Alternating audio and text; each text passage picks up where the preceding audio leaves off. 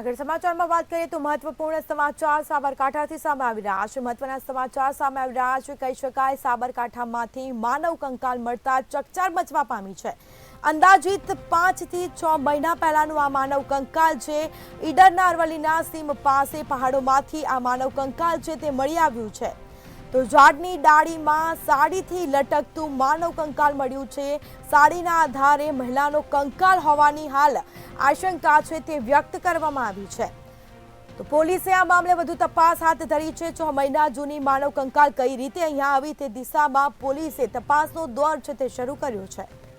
તો ફોરેસ્ટ વિભાગના પહાડો અને જંગલ વિસ્તારમાં પેટ્રોલિંગ થતું હોય ત્યારે નજર કેમ ના આવ્યું તેના પર પણ અનેક સવાલો ઉઠવા પામ્યા છે।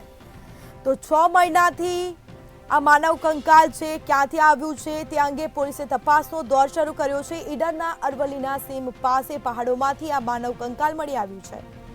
તો ઝાડની ડાળીઓમાં સાડીથી લટકતું માનવ કંકાલ મળ્યું હતું, જેમાં સાડીના આધારે મહિલાનો કંકાલ હોવાની હાલ આશંકા છે તે વ્યક્ત કરવામાં આવી છે।